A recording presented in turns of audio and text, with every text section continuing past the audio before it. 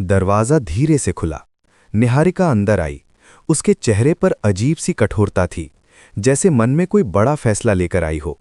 उसने चारों तरफ देखा, कोई नहीं था। बस एक नर्स खड़ी थी, जो रजनी जी की देखभाल कर रही थी। निहारिका ने धीमी मगर सख्त आवाज में कहा, नर्स, निकाल दो मास्क, अभी। नर्स चौंक गई। लेकिन मैम, डॉक्टर ने सख्त हिदायत दी है कि मास्क बिल्कुल नहीं हटेगा, उनकी हालत नाजुक है। निहारिका की आंखों में गुस्सा चमक उठा। मैंने कहा ना, निकालो इसे। नर्स पीछे हट गई। माफ कीजिए, मैं ऐसा नहीं कर सकती, ये गलत है। एक पल के लिए कमरे में खामोशी छा गई। मशीन की बीप बीप और तेज सुनाई देने लगी। तभी निहारिका का धैर्य टूट गया। उसने झटके से आगे बढ़कर अपने हाथों से रजनी जी का ऑक्सीजन मास्क पकड़ लिया। नर्स घबरा गई। जी हां दोस्तों, अगर आप चाहते हैं कि रजनी जी को कुछ ना हो तो इस वीडियो को लाइक करें और चैनल को सब्सक्राइब जरूर करें। मैम, ऐसा मत कीजिए। नर्स ने रोकने की कोशिश की, लेकिन निहारिका जैसे किसी और ही दुनिया में थी। उसने मास्क खींचकर हटा दिया। अचानक रजनी जी की सांसें उखड़ने लगी। मशीन की आवाज बदल गई, बीप बीप बीप। उसी समय दरवाजे के पास खड़ी राध्या सब कुछ देख रही थी। वो दवाई लेने आई थी, लेकिन ये दृश्य देखकर उसके पैरों तले जमीन खिसक गई। उसका दिल जोर जोर से धड़कने लगा। ये क्या कर रही है निहारिका? क्या सच में? उसके मन में डर और गुस्सा दोनों उमड़ पड़े। अचानक राध्या खुद को रोक नहीं पाई। वो पूरी ताकत से चिल्लाई, प्रथम जी, जल्दी आइए, निहारिका मां को मार डालेगी। उसकी आवाज पूरे फ्लोर में गूंज उठी। दूर खड़े प्रथम ने जैसे ही ये सुना, उसके चेहरे का रंग उड़ गया। क्या? वो बिना एक पल गवाए दौड़ पड़ा। उसके पीछे पीछे ओमकार भी भागते हुए आए।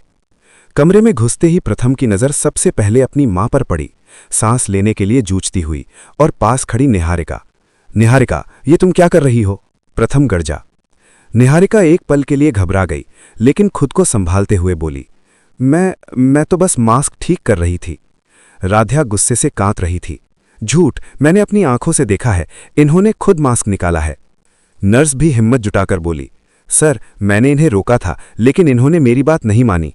प्रथम की आंखों में आग उतर आई। वो निहारिका के बिल्कुल सामने आ गया।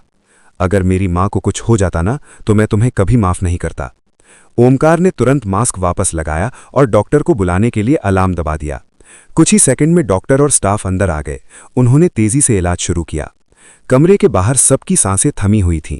डॉक्टर बाहर आए और बोले, अब खतरा टल गया है, लेकिन थोड़ी भी देर होती तो हालत बिगड़ सकती थी। ये सुनते ही प्रथम की आंखें भर आईं। उसने दीवार का सहारा लिया। फिर वो धीरे धीरे निहारिका की तरफ मुड़ा। उसकी आवाज अब ठंडी थी, मगर पहले से ज्यादा खतरनाक।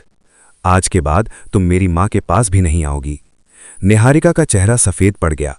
वो समझ चुकी थी कि उसकी सच्चाई अब ज्यादा देर छुप नहीं पाएगी। राध्या ने आगे बढ़कर प्रथम के कंधे पर हाथ रखा। अब सब ठीक है, हम समय पर आ गए। ओमकार ने गहरी सांस ली। सच हमेशा सामने आ ही जाता है। निहारिका ने कुछ कहना चाहा, लेकिन शब्द जैसे गले में अटक गए। आज पहली बार उसे एहसास हुआ कि उसकी एक गलती ने सब कुछ बदल दिया है। कमरे के अंदर मशीन फिर से सामान्य आवाज में चलने लगी, बीप बीप, जैसे जिंदगी ने एक बार फिर मौत को मात दे दी हो। उस रात के बाद अस्पताल की दीवारें सिर्फ एक घटना की गवाह नहीं रहीं, बल्कि एक सच्चाई के उजागर होने की शुरुआत बन गई।